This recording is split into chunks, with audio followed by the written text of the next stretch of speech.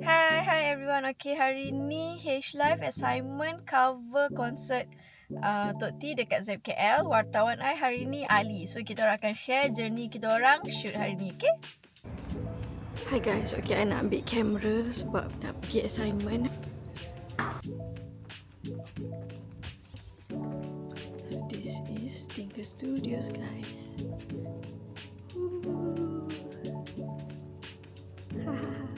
I nak prep barang kejap, okay? Let's go. Tiket dah ada, tinggal nak tu je. Okay, saya jadi social media manager Fah hari ni. Takut, dia yang viral lah. Okay, so we already pick up the equipment and now Kan aku nak subtitle dia. we're heading to concert.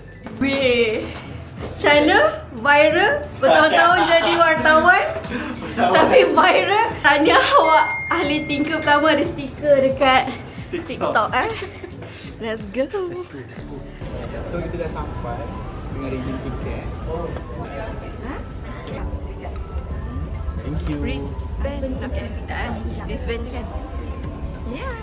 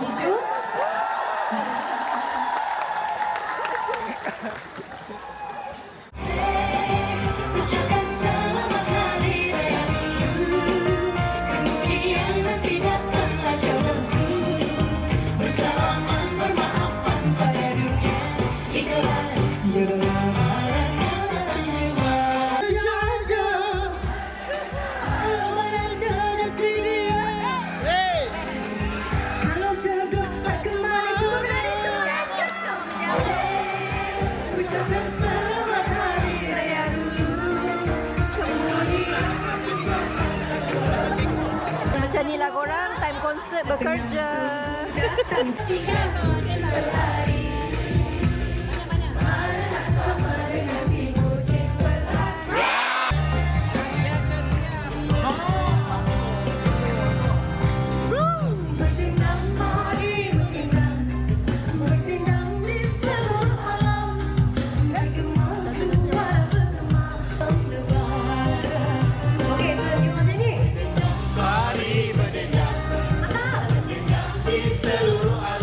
Everyone.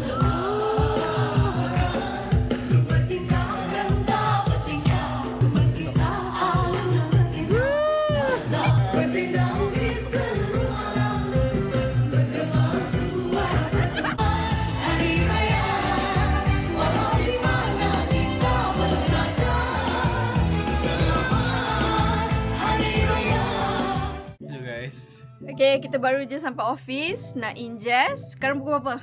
Now 12.13 baru je habis konsert Tok T tadi. So inilah rutin kami lepas shoot.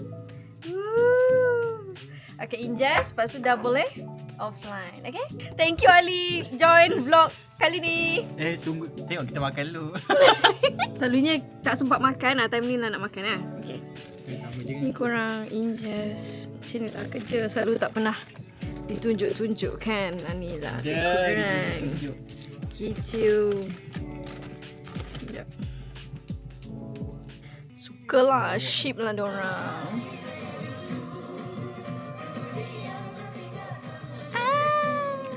Tersedia buat si Imran.